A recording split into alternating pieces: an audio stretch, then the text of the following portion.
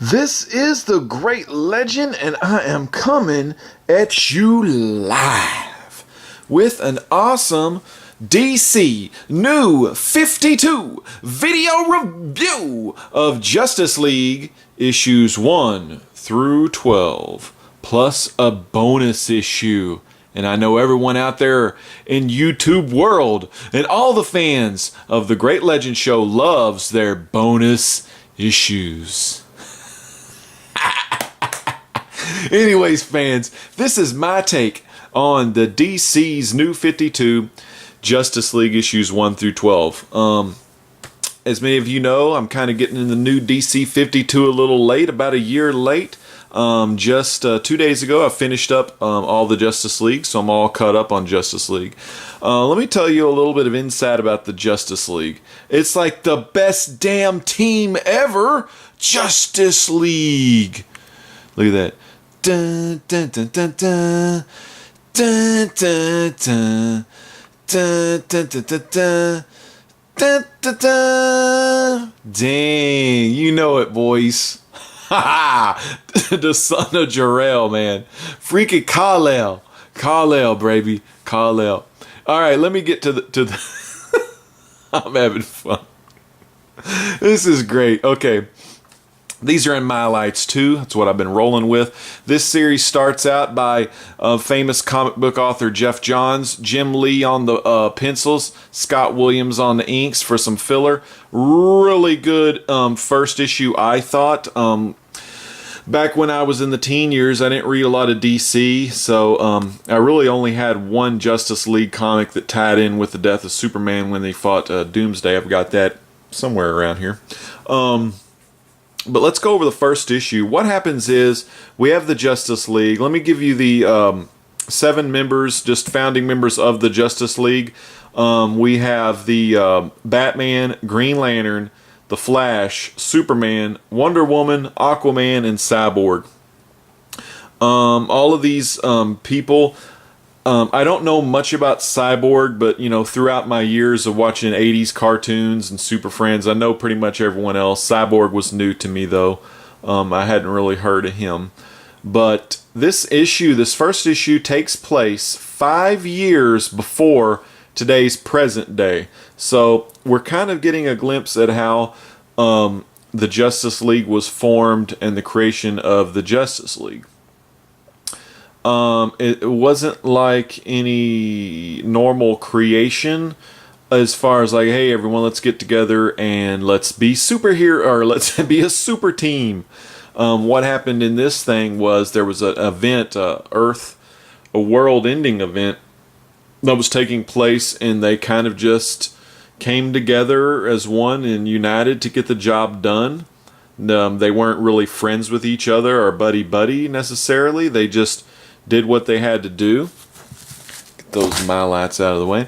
But anyways, this is Justice League issue 1. This issue here, I thought it was a awesome issue. I loved the art in this issue. One thing about the whole series, pretty much the issues I read, the story, Jeff Johns has a good story going, but for the most part, it's a simple story. It's mainly just they're fighting, and I'm cool with that because I love just, you know, you get like 7 people like this on the cover of a book, you know they're going to be beating some ass because it's going to take 7 people to really kick that ass, you know. So I love it. As Justice League issue 1, story starts out, Batman's in Gotham, chasing after some sort of an alien being, and all this stuff. Green Lantern finds out that it's something alien or something related, so he comes down and helps Batman. I love the I think it's called Banther. I don't know what it is. My words ain't that great, but they were funny. Green Lantern, Hal Jordan here, is kind of a smart-ass, smart-alecky guy, and this is kind of the first kind of comics that I've read with Green Lantern. I did buy the Green Lantern series, but I haven't read it yet. He's a smart-ass. He's asking Batman, like, can you fly, and you know, and all this kind of stuff. And then Green Lantern comes up to him and he says, "You're not just some guy in a bat suit, are you?" So I had some chuckles when I was reading this issue. So we find out that there's an alien thing going on, and They need some help, blah, blah, blah, blah. And I think it is issue number 2. They employ the help of Metropolis's Golden Boy right here. Superman has only heard, I think, of Batman here, and I think he knows of the Lanterns, but he is not sure if he can trust them. So Green Lantern and Batman and Superman, well, actually Green Lantern and Batman are trying to convince Superman, hey, you know, this is an alien we're chasing. Can you help us? Do you know anything about these aliens? Because you're an alien. So Superman doesn't like being implicated in anything, so he thinks, you know, they're out to get him where they're really just trying to help. So there's a big fight that ensues. Finally, it takes a little while. Batman convinces him, and they start working together to find out what the hell is going on. They find these little cubes that have something to do with this alien invasion that's going on, because these aliens are popping up all over the place. And I don't know if you know what these are, but boom tubes, if you've ever seen the Justice League cartoon, boom tubes are like the teleport to go to different universes, and, you know, the apocalypse place where a certain guy's from, blah, blah, blah, blah. Anyways, I thought this was also a good issue, kind of short on the storyline, mainly it's just a bunch of ass whipping again. Justice League number 3. Now, this one, I think they're in DC. They managed to get to DC. Wonder Woman's in DC, and she is a guy by the name of Steve Trevor's kind of protecting her. He doesn't want her to get out into the battles, and I don't have any of the Wonder Woman comics, so I don't really know about how he found her, you know, the first man she ever saw on her island. I don't really know much about her Diana. I don't know about her storyline very much, but I thought this was also a good issue. You bring Wonder Woman to the table, and she is just an ass kicker. So I thought this was a good issue too. Great art, still Jeff Johns, Jim Lee stuff there. This issue we have a big old alien in the water, and then we find out Aquaman is helping out in this issue. So little Aquaman, still just fighting a bunch of aliens, everything like that. As you can see, Green Lantern's here, Aquaman's here. A lot of turbulence in the this series where none of them really trust anybody, although we find out later on that Batman and Superman trust each other in the future, kind of, because they've helped each other before. But this is still 5 years prior, so the Justice League, they're working together slowly but surely. They're taking care of all these little alien invasions. This is issue 5. This is where Cyborg comes into play. Cyborg may also have been in this book here. I can't remember, because all of them are running together in this one big storyline. But Cyborg has the ability to create some boom tubes as well, because he finds out how the alien invasion apocalypse is doing it. And of course we find out at this point we have all 7 of our members working together. And I didn't talk much about Flash. Flash was in episode or comic series 2, and he was already in 3, because I remember I was cracking up at Flash, because Flash said Batman doesn't have any superpowers. Like Green Lantern, of course, was making fun of Batman again, because he's always making fun of Batman. And Flash says, Batman doesn't have any superpowers? Well, I can't believe it.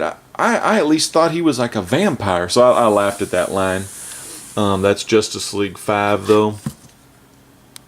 And this issue here, we find out of one of the boom tubes, Darkseid comes out, and he is just demolishing them, whipping their butts, man, kicking their butts all over the place. Let me take a sneak peek there. Yeah, that's when it starts over. But anyway, so they actually get to defeat Darkseid in this comic here, and all of this was good. So anyways, they defeat Darkseid, right? Well, there was this guy, he wrote a book about the Justice League and how they were gods. His last name was Graves, don't remember his first name, doesn't matter. I'm just in it for the ass kicking. But it was pretty good storyline, and then we fast forward. So Darkseid's defeated. Cyborg closes the boom tubes because he can now create boom tubes on the fly, and that's actually one way that the Justice League travels, is they'll use Cyborg and he'll open up boom tubes and he'll travel wherever they need to go to get to places quicker. So that was issue 6. That was a 6-part kind of entry to the series, issues 1 through 6, where pretty much it was how they were formed and everything like that, as a team. And they have that big watchtower up in space there. That's their base. This is issue 7. Now, this storyline... let me see, wait. Yeah, it's this storyline. This storyline is the beginning of a new storyline where they're fighting these monsters that this guy named Graves made. I'm not going to go too much into the detail of this storyline because on the cover there's only one storyline you need to worry about, and that's right down here. Right down here. New 52's first appearance of the New 52, the Shazam. Now, he doesn't turn into actual Shazam, but we start the run. We start the storyline in the back of the comic books. They got these Shazam storylines going on. We get to see Black Adam, get to see old Dr. Savannah. All of the classic people from the Captain Marvel comics, most of them anyway, are all there, and they're all forming. We're going to go issue 7 here. I'm just going to show you the cover. I didn't like the storyline. You know, it's kind of wearing thin. The storyline wasn't that great in that one. This one was actually, I thought, was a pretty cool storyline. The government kept wanting some other people to join the Justice League because... and they're still fighting those weird little creatures. But the government wanted someone else to join the Justice League to kind of keep tabs on them because the Justice League were so hush. Justice League didn't tell the government anything. Steve Trevor was their liaison. He was trying, he looked over them a little bit here and there, but wasn't really a big impact on what they did or anything. So Green Arrow tries to join, and I thought this was a funny storyline. Because they didn't want Green Arrow, but Green Arrow just keeps showing up and he really wants to join the team, but he just doesn't get to join. At the end, though, Steve Trevor says, hey, I've got another job for you, and of course, it's joining that new Justice League comic that will be coming out, I think, this October. The one with Catwoman and... I don't even know who else. Oh, Martian Manhunter. John Johns is on there. But anyway, so that issue, and then we had more Shazam, which I loved. It's got Jeff Johns and... what's that other guy's name? Oh, I can't even remember. It's not like Jim Lee. I think could be Gary Frank. I'm not sure. Anyways, the Shazam stuff is excellent. The art is excellent. The storyline is excellent. I love it because I'm a big Captain Marvel Shazam fan. Great stuff. And I actually kind of like this issue. This is continuing the storyline of these creatures, these kind of freak show creatures. So yeah. Anyway, this is issue 9.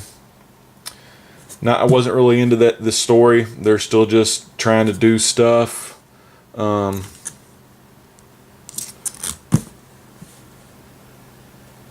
They're fighting people. I don't even know. I may be getting my issues mixed up. Anyways, this is issue 9.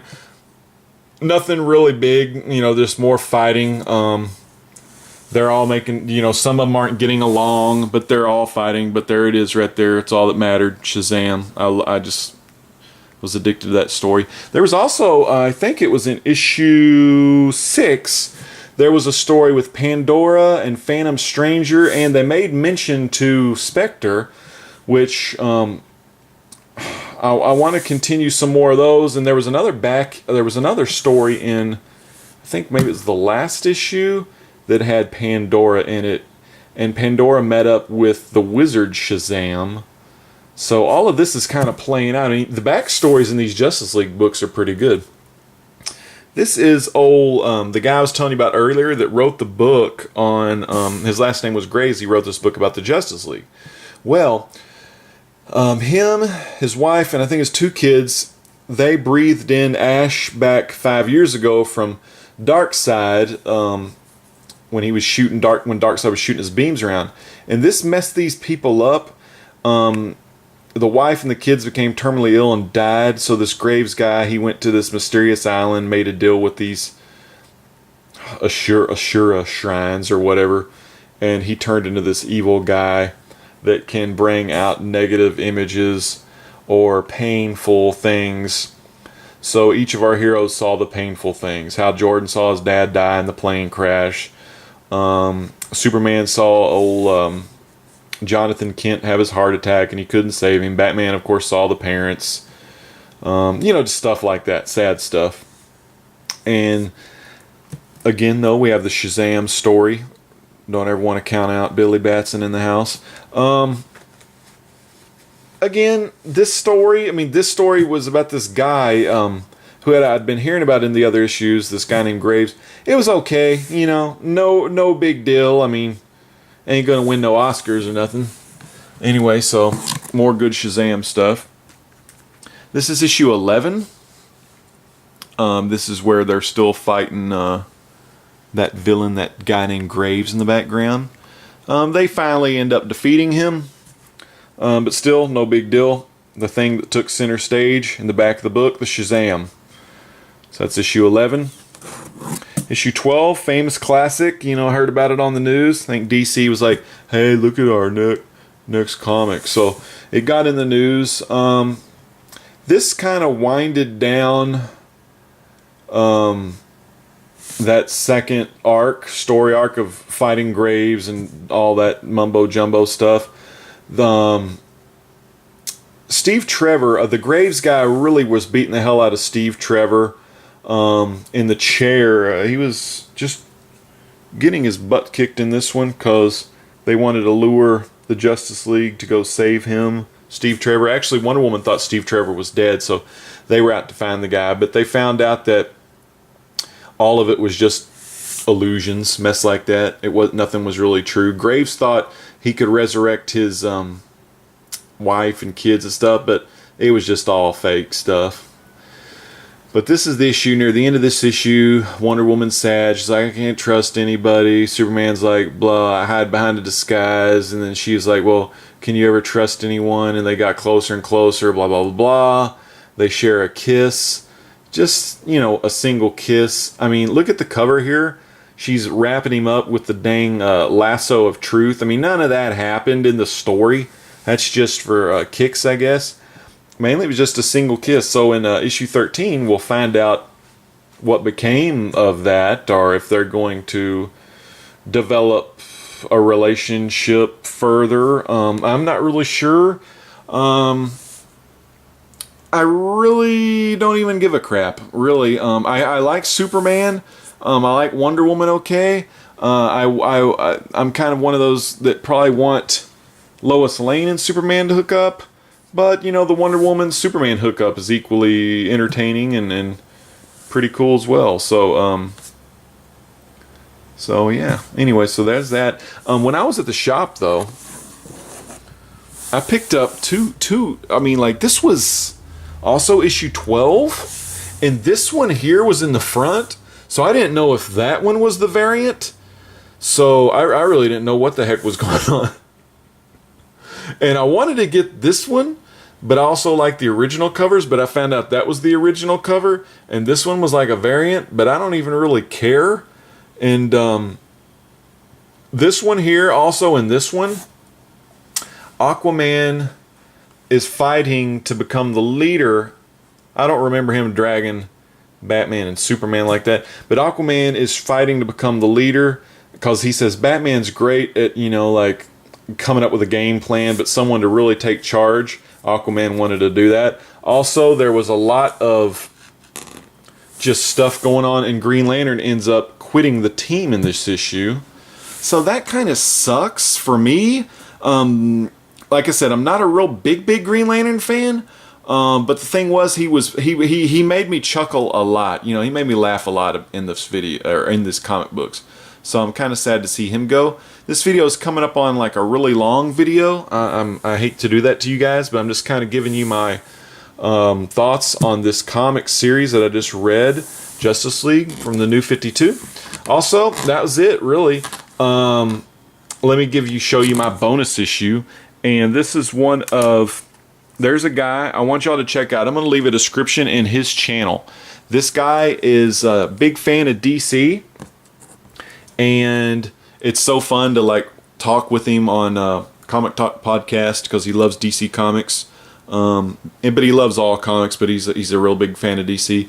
And he loves these issues, DC issues here. His name is oddfellowsthoughts. Great guy. I want y'all to check him out. He's got great reviews.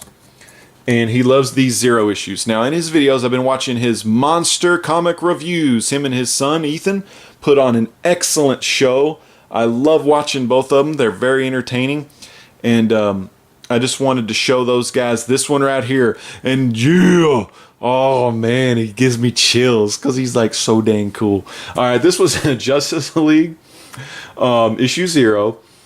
And this wasn't like your origin story because you pretty much got that in the Justice League issue 1 through 6. You know, that kind of showed them how they got into it together.